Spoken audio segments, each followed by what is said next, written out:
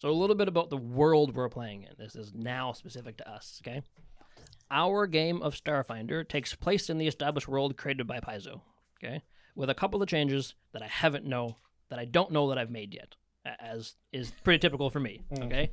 I love the lore, but sometimes I feel like I need to change things when I see them, okay?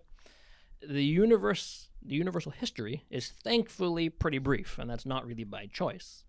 This universe only woke up from a period known as the Gap about 300 years ago. And this is, there's not a single advanced species, or I suppose barbaric species, that can claim with any certainty what happened, or for how long, or anything, before the universe simply woke up from a clouded period of memories. There's some theories that have circulated as to why the Gap started, and if it had any meaning, but all that's known for certain is that the entire universe experienced it the same. Okay? When people woke up, they found themselves in positions of power or poverty, as if they had been living in that place for a long time before, as if they woke up in their normal, having not known anything before the Gap ended. Kings awoke to have crowns put on their heads by attendants who didn't know the king they were putting the head on. It was just the normal. It became routine for people. Of course, the aides didn't know why they were there. Criminal lords awoke, ruling over vast criminal empires, despite not knowing anybody within it. The ecclesiarchy of many churches woke up knowing the rituals and tenets of their gods, despite not really remembering who the god was. No one knows what happened. But what happened next was a period of chaos. These criminal lords, generals, empire leaders found that they had power at their disposal and not sure what to do with it. Okay? For the first few years after the Gap, factions very quickly formed and conflicts broke out, mostly on a planetary level. This all changed rather abruptly 3 years after the Gap ended, when a brand new deity called Triune gifted the knowledge of drift travel to the entire universe, allowing species who had already sort of conquered interplanetary travel to extend their reach far, far, far beyond that, reaching all the corners of the cosmos. As with fire and the wheel and worked metal before it, drift travel brought with it prosperity, but also strife. Okay? Only 4 years after the drift was established, the first interplanetary war began. That's something that's common to us and common to Starfinder as well. Okay? And it certainly wouldn't be the last. There's a region of space known as the Pact Worlds, where conflict broke out between these bone sages of planet Eox, which we'll get to when we need to, and the residents of an enormous space station known as Absalom Station. This station's in the exact place where the planet Galarian should be, and no one knows where it went and why it's gone, but there's a station in its place inhabited, it's a hard word, by the species who would have lived on Galarian. It's a mystery that they're trying to unravel. Only 5 years after that war broke out, the Viscarium invaded the Pact Worlds. Or, not quite yet the Pact Worlds, what would be known as the Pact Worlds, okay? Entering a multi-hundred-year conflict.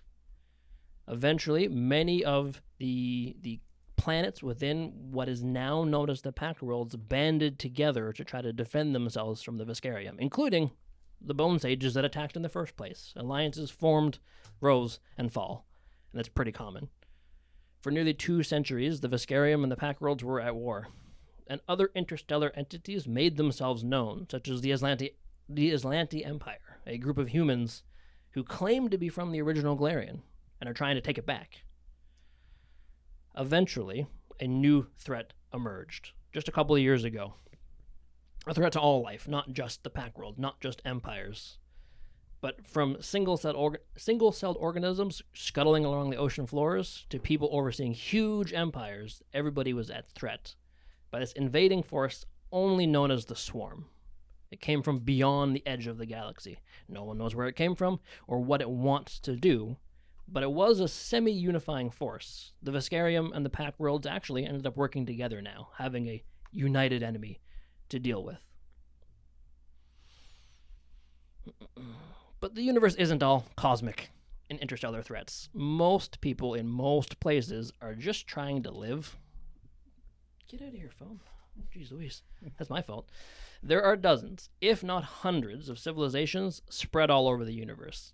taking it one day at a time, as best they can, as they have for nearly 300 years. Most are oblivious to their place in the position at large. When Trirune gifted drift travel to everybody, it had no effect on the shopkeeper on Arcaton, one of the small planets in the Pack Worlds. Most of it fell on deaf ears. Okay? Many species haven't even broken through the simple chemical reaction to make electricity, so interstellar travel's far beyond them. Most of the ongoings in the universe are pretty basic, trying to find food and water. And our adventure is going to begin somewhere in between there, between feast and famine. Okay? Whether you're choosing to strive for galactic power, or search for burgeoning species to bring them into the fold, or just trying to find lunch, you're all going to have a spot in this world. Okay? Before I jump into a little bit of RP and we do the character introductions, does anybody have any burning questions about the Starfinder setting that I can answer for you beyond what will be explored in the actual sessions? Anybody have any questions? Yeah, Now's the time. What happens in the gap? That's a fantastic question. I don't know. That's a lie. I absolutely do know, but that's something you might need to explore down the road. Who knows? Just maybe. Just maybe. I have a stupid question, I think. Of course. Because is the fold a real thing or a figure of speech? The drift? No, you said into the fold. I want to make sure that. Oh, no, that means just bringing them. Yeah, bringing them. figure of speech? Yeah, yes, Okay. figure of speech. Thank you. Yep. Yep, uplifting them into technological society, yada yada. With names like the drift and Is the... it? Yeah. It's like, I Okay. figured it was a figure of speech, but I'm like. Yeah, the quantum fluxer and all that jazz. Yeah. Just have to ask if there's a capital letter on that when you say so. That's true. Yeah. No, good. Easy peasy. Ooh, ready to do some character stuff. Oh no. Okay. So, deep inside the Myoposis, a giant generational ship, the captain, a brain-shaped contemplative, is drifting inside a suspension tank, interfacing with the ship directly. An infosphere, something which none of your characters has probably ever seen, a physical manifestation of thought, comes drifting up from beneath this liquid towards him, having emerged from a fleshy connective port that terminates somewheres deep in the ship, probably ending in the hive vat, as it's called. It's a place where fragmented thoughts and slivers of data are gathered together, coalesced, and processed to be digestible by Captain Kurgat for his action. A trio of small mechanical arms emerge through the captain's tank, sort of swirling this thick stasis liquid, and grasp onto the sphere with their little manipulator arms. A stream of bubbles comes out as the seal is broken, and this black-red ichor sort of fills the space and dilutes, sort of disappearing inside this water. But it carried with it a pretty distilled message of warning. With a thought, Captain Kurgat thinks to the ship. Radamaker's found another key. His atrophied eyelids crack open in surprise. Azora, we need to prepare. Send word to the Pack Worlds, the Viscarium, and the Aslanti Empire. We must gather strength. About 100 years later, the Myoposis has swelled in size to dozens and dozens of ships that have all latched themselves to the outside to form a massive arc with tens of thousands of people on board. In the center of this bridge, an enormous slug-like creature, an Asharu, it's called, a couple 100 pounds and 10 feet long of slimy goodness, is coiled upon itself on top of a mound of these infospheres, these glass-like ampules that are clinking together as it sort of shifts around and moves. After a moment, a dim pulse of energy ripples through that tank, sort of reaching the top until it wiggles and shakes a little bit, like it's been tased ever so slightly. But when it does, it begins to sort of move back and forth, shaking its head, clearing its mind. As it starts to move, you don't see, but little undulations beneath its body begin to move and collect some of these infospheres, drawing them up its body, like dew going up a leaf of sorts, only quite a bit more slimy. As they stick to the underside of this creature's body and reach where its head probably is, a set of mandibles sort of emerge from inside from its face, and little feelers come out and crack open the infospheres, much in the same way as 100 years prior. As each of them break and the thick liquid inside gets slurped up by this creature's mouth parts, You can see that its color begins to shift and change. A light blue, gold, coral pink, gray, brown, and white. It thinks for a moment, but it then turns back into that pallid gray color, settling back into its resting position. Whatever is occurring is certainly esoteric in nature. After the infospheres beneath it come to a rest, it begins to almost slip into a sleep, it looks like. It gets back comfortable again. But a figure climbs the side of the tank, a Lashunta, an insect-like creature with antennas, who reaches a hand out in an attempt to connect with this Asharu, forming some telepathic link. It begins to mutter, unintelligibly at first, but becoming eventually more clear. She's saying names. She's repeating them over and over again. On the other side of a tank, another Lashunta has climbed up, a stockier male figure, entering these names into a datapad. Nival, CV2, Makamakerdin, Roulana, Schreiber, Thurgood, over and over and over again. This Lashunta repeats it. Nival, CV2, Makamakerdin, Roulana, Schreiber, Thurgood, over and over and over. The male Lashunta just looks up. I got them. Before climbing down, leaving their partner to continue communing with the slug-like creature. It walks over to the central comms room, or comm station on the bridge, and without hesitation, keys the shipwide communications. Greetings, one and all. Capyro here, speaking on behalf of Synodos and Azora. Some new names have been drawn from the losers pool, everybody. Good news! A few of you might be able to earn your keep for just a little while longer, without going to see the cold black of space. Would the following kindly make their way to Cantina 7, the Leaky Goldfish? It's a fitting name, perhaps. Be there in about 20 minutes for your task briefing. I'll see you there. Come prepared to leave the ship. We're arriving at Saravos in just a couple of hours, and you'll be on the surface an hour thereafter. I believe it's Nival is the first. Somewheres inside the Mayaposis, a figure, having heard their name called upon the overspeaker, is ready to make their way towards Cantina 7. Could you please, Andrea, describe what your character physically looks like, and we'll get to see some art, which I am absolutely ecstatic about. Yes. So, as soon as the name is called over the speaker, Nival would brush herself up and stand up tall, start walking through the halls. Anyone who happens to glance at her, it's a peculiar vision even upon this ship. Mostly obscured, I guess, would be why it kind of catches your eye first. From the neck down to the ankles, you would see a big black cloak that looks heavy and weighted. Pretty plain other than along the edging. You see scarlet decorations that edge it. One of the most interesting features, of course, is where a head would be, her face down, is a giant hat. Well, a hat or maybe a shield. It looks to be, even at a distance, made of solid metal. And unlike the black cloak, this is a brilliant, polished white. The only thing that breaks it, if you had a keen eye or happen to get a glance, is in soft blue across the front. You can see the lettering Toko. As she walks along the hallway, focused in her own thoughts, you would notice that there's almost a limp as she moves, a stiffness in her hips and her knees that comes from maybe too much use or perhaps not enough use. But it doesn't seem to impede her as she continues on. Minding her own business, a hand slowly raises out of the cloak. It, too, is that same brilliant white, except for the last knuckle, her fingertips, that same blue. It comes up and rests at the knot of fabric that's gathered around her neck, and from her hand scurries a little gold scarab beetle that happily nestles in there and settles down. Kind of like a gem on a necklace without a chain. She eventually makes it to the location, and looking up to make sure she's where she should be, you would see her face for the first time, or at least what a face would be, and it becomes abundantly clear what her race is. She is an SRO, or a sentient robotic organism.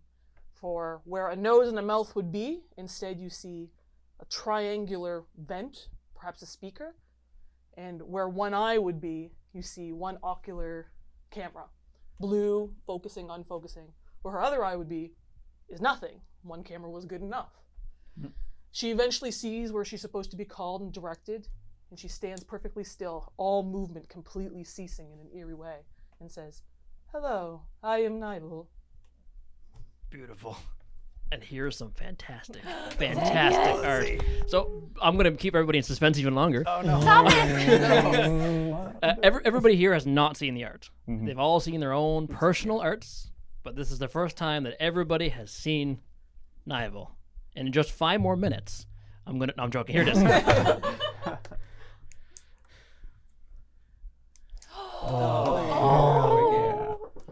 Toko. Oh, that's beautiful. That's Is awesome. that not gnarly? That is incredible.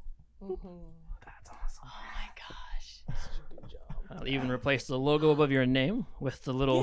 Wow. Yeah, so massive shout out to Ryutsu for doing these art for us. I mean, we've worked with her extensively for the last several months, getting this dialed in, and we've been itching, fighting to not put this out.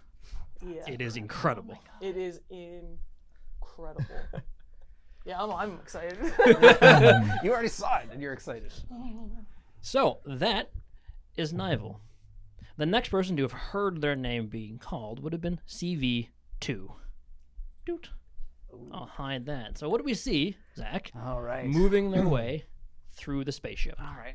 I guess CB2's coming out of a room. I'm not even sure. They were in a little room type thing. And you come out and they walk down the hallway, and I guess the best way to explain this would be kind of in contrast to Nival. So whereas Nival had kind of a limp and looked a little haggard, there's like a certain gracefulness to CB2.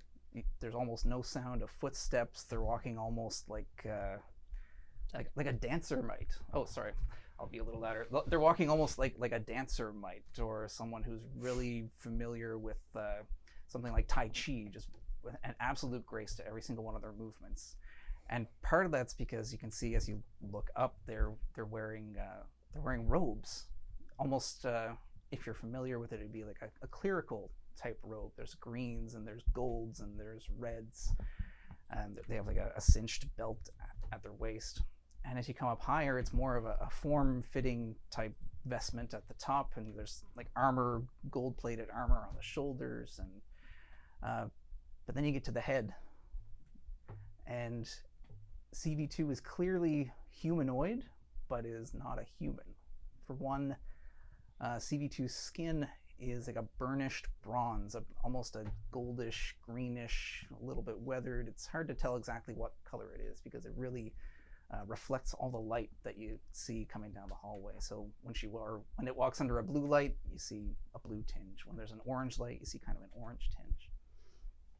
But the light that you see most of all is about the size of your fist, and traveling slowly around CV2's head is a mote of pure light. Just traveling slowly. It probably takes 2 to 3 minutes to go like the complete orbit around the head. And we'll learn some more about that later. but it's clear that CV2 is an android. You can see the marks on the face, the lines of the nanites just going around all over the face. And all the rest of CV2 is actually completely covered except for the hands. You can see the same lines going down the hands. And I guess lastly, the most striking thing would be that CV2 looks exceptionally average. Average height, no hair, I guess, is another one. So maybe that's not altogether average. But sometimes you look, is that a female? Is that a male? You can't really tell. There's no distinguishing feature that would make CV2 male or female. Just android. Fantastic. Yeah. You ready for smart? Oh, I'm ready. You ready? Smart. 5 more minutes? Yeah, why not? Joke, here we go. Let's do it. Bam.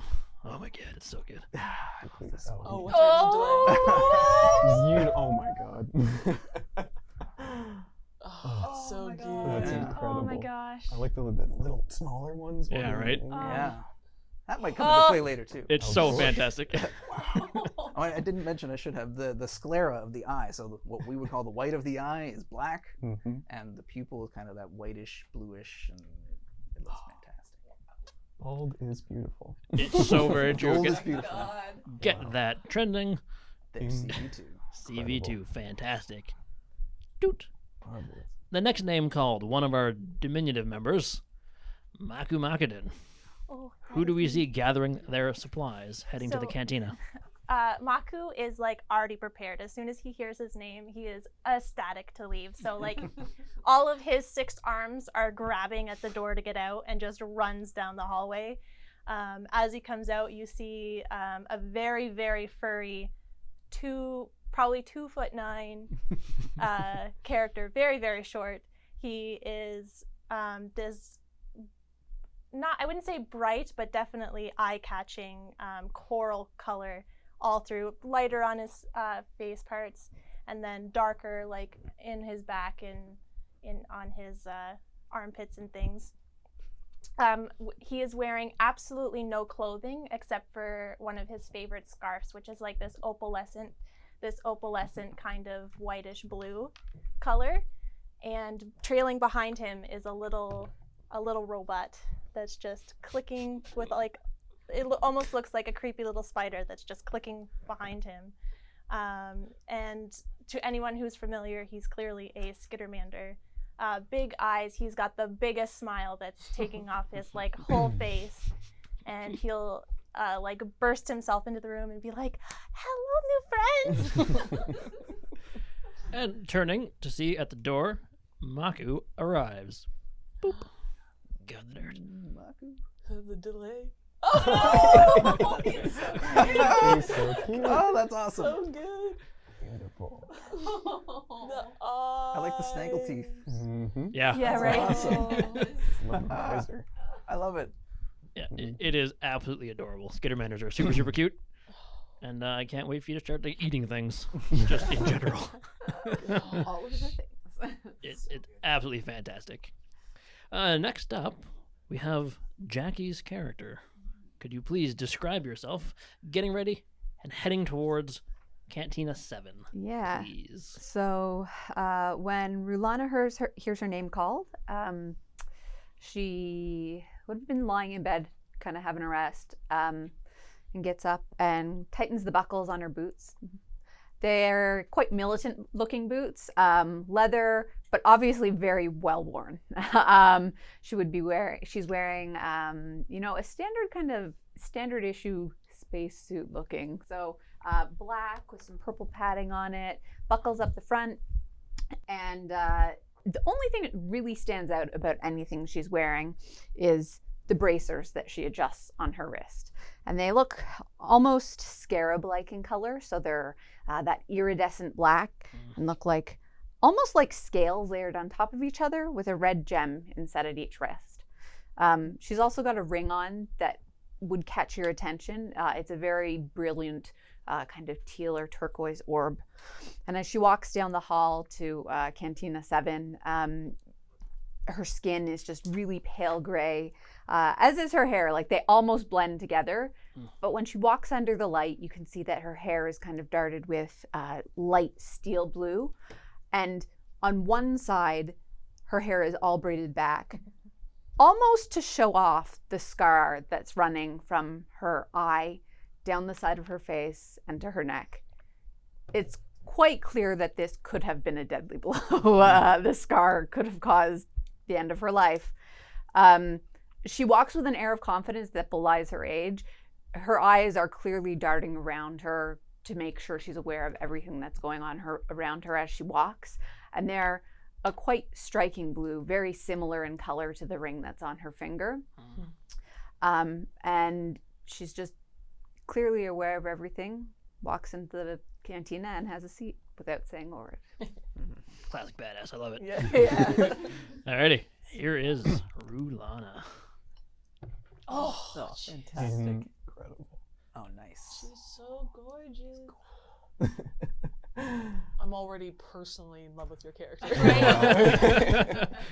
Too bad she dies Not in in episode. a fan way, just in like Yeah. a, ooh. Right? What's your number? Hi. What's gonna happen when you all die in episode 2? My God. I'm kidding. That's probably not gonna happen. Probably. Probably.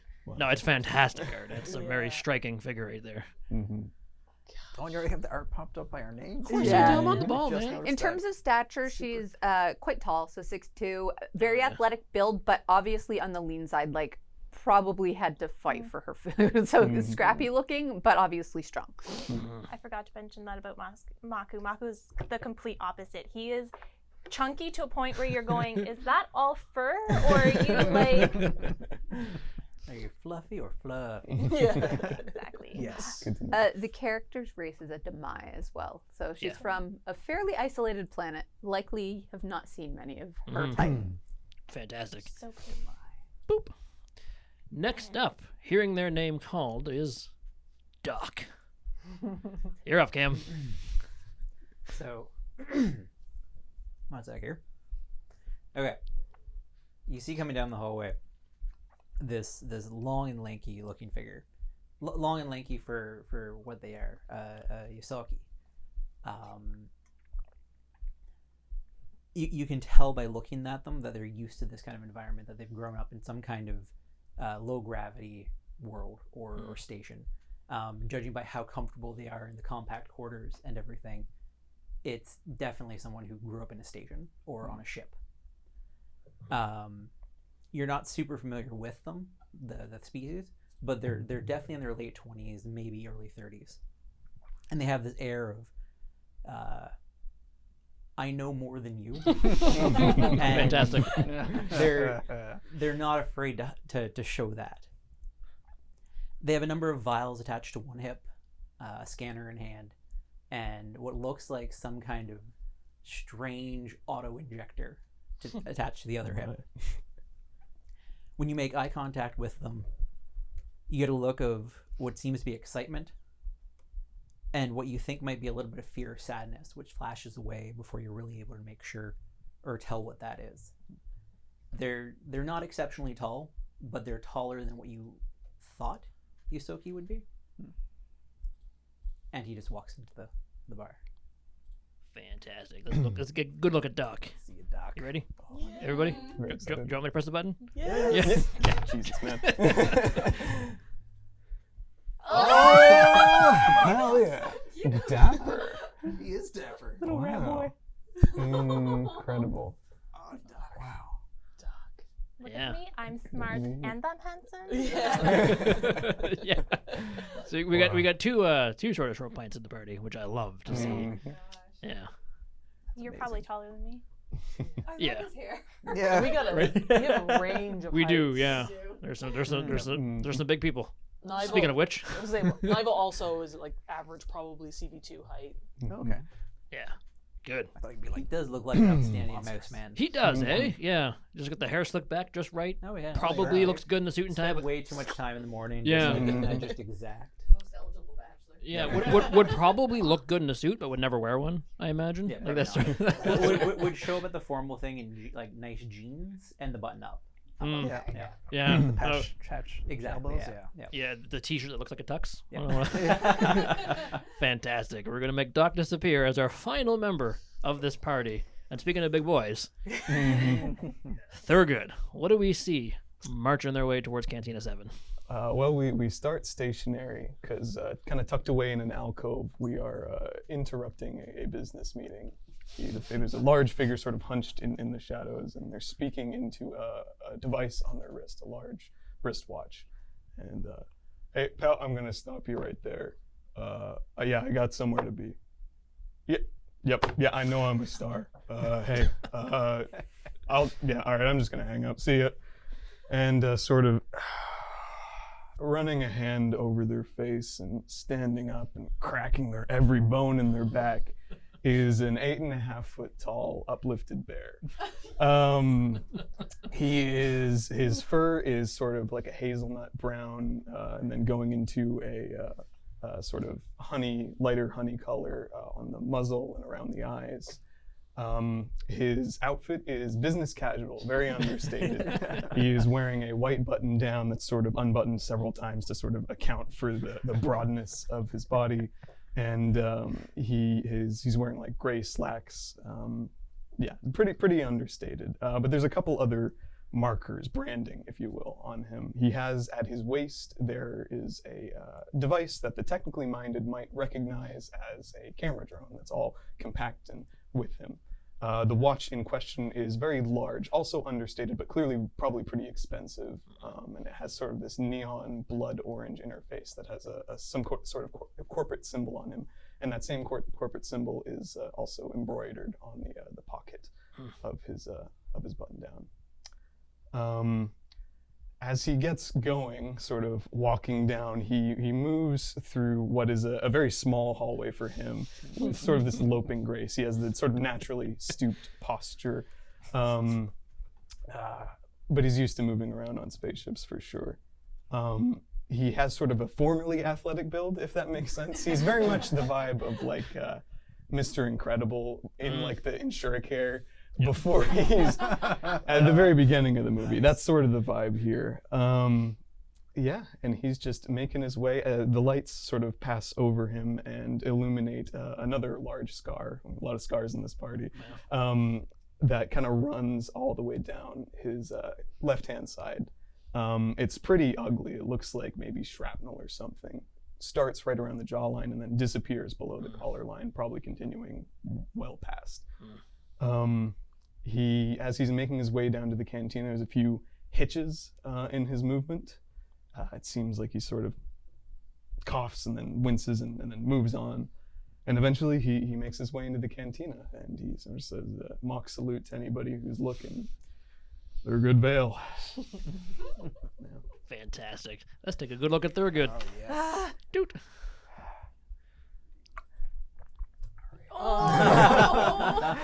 Checking the watch.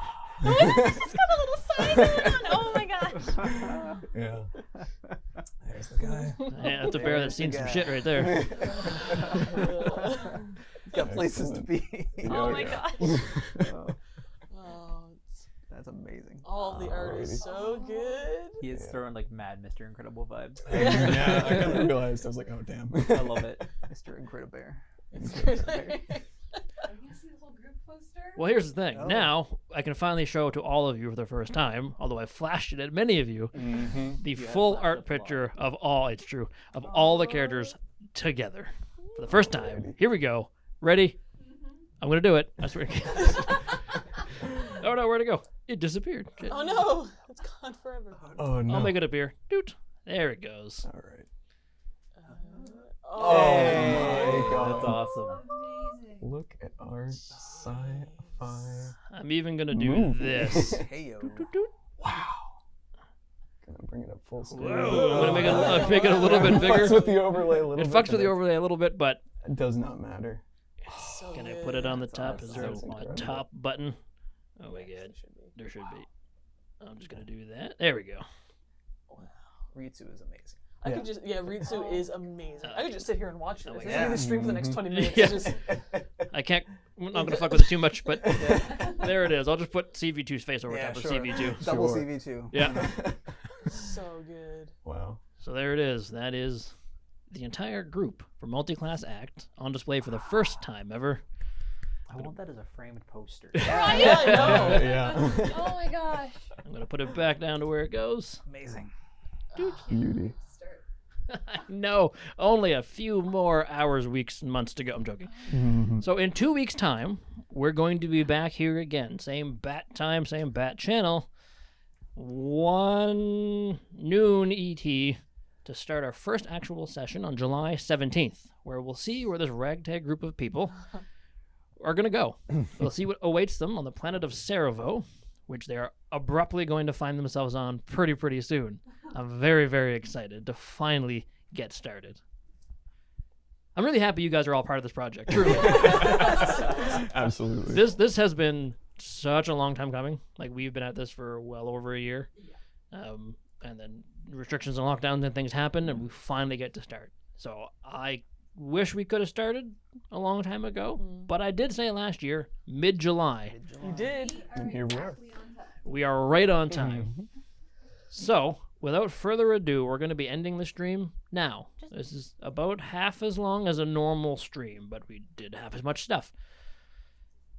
Megan has something to say. Before we end our stream, I would like to thank everybody who did a lot of last-minute work. Yeah.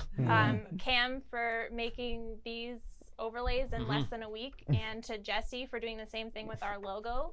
Mhm. Really, the only thing I did was hang up curtains and mount cameras, and Andrea for painting so many minis. Painting the so secret you'll, minis. you'll Yeah. see the Sorry. minis, Minis next session time. one. Mm. We could probably start loosening those out, I think. Yeah, well, You yeah, think? we'll send them out, but if you Yeah. want to see them on cam. Yeah. Mhm. And I noticed someone made the comment, the reason why Nival has a cloak in the description and not in the picture is because we have combat and non-combat Yeah. ready. So you'll see in the Mhm. mini. Yeah. Yeah. Yeah. Totally. Everybody right now is in their dress down mode, Mhm. just relaxing, all cool. Right. So, that's it. That's all, everybody. I'm Excellent. absolutely ecstatic to finally get started. Mhm. In 2 weeks' time, we'll see you all again. Everybody sort of wave goodbye, All right. and we'll be back. Thanks for watching. See ya.